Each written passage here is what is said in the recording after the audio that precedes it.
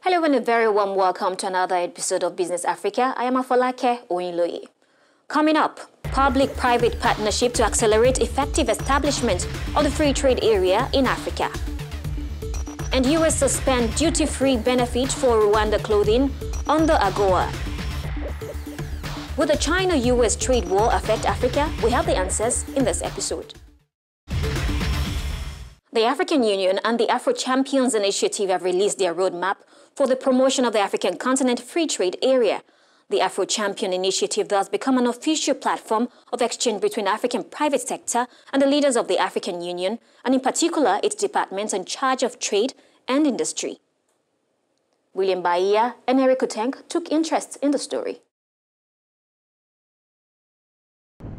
Public-private partnership is needed to accelerate the effective establishment of the Africa Free Trade Zone. This is the solution proposed by the Union of Businessmen and Politicians behind the AfroChampions Initiative, who recently met in Kigali, Rwanda. In partnership with the Department of Trade and Industry of the African Union, they adopted a $1 million roadmap for the promotion of free trade on the continent. The roadmap includes public-private dialogue around the free trade area with a series of thematic meetings between AU representatives and local business communities during the month of April. Another point of interest in this campaign is the search and sharing of information, which will enable the African Union to refine its policies aimed at the public sector. The AfroChampions Initiative is chaired by former South African President Thabo Mbeki. He is assisted by Nigerian businessman Aliko Dangote. Alpha C, CEO C Investment joins us to shed more light on that report. Welcome to the program.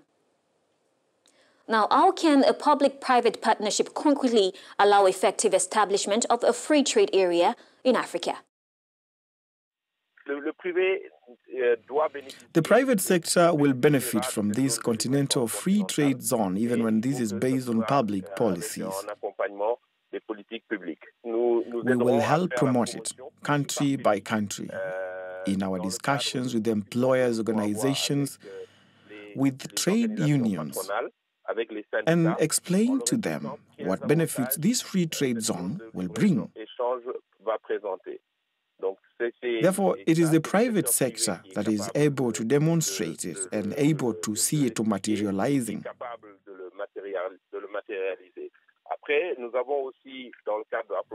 AfroChampions also has a research center based in Accra, in Ghana, where we have, for example, today, an index of the African sovereign wealth funds that we present and which explains the impact that these sovereign funds can have on an African market.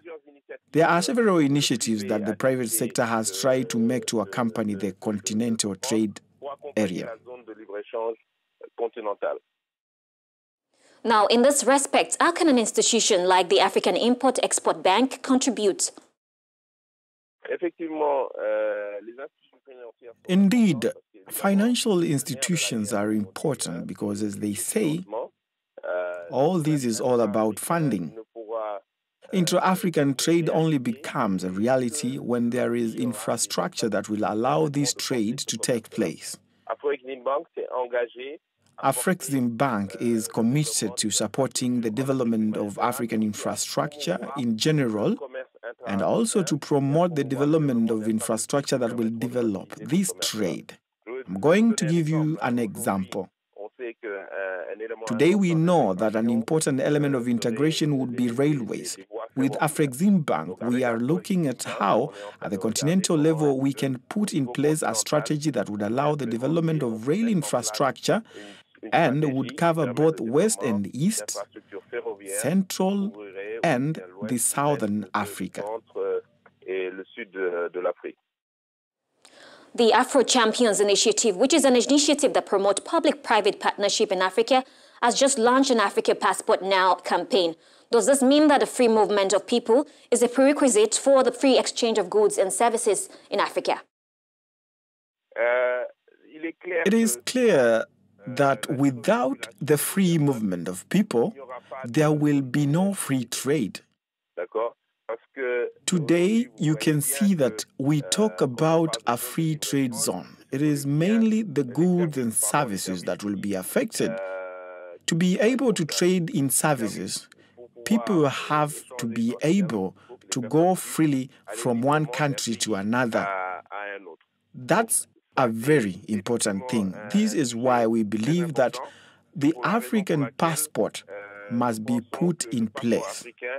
It will be a strategic step forward for integration, and it will be a strategic step forward to doing business and for innovation as well. It would be a strategic breakthrough since it would allow the diffusion of innovations from the one country to another. Then we could work to reduce the brain drain that we know today in Africa, since it would be possible for young university graduates to move from one university to another across Africa. Well, thank you very much for sharing. Thank you. US suspend duty-free benefit for Rwandan textile import. The details right after this break. Stay with us.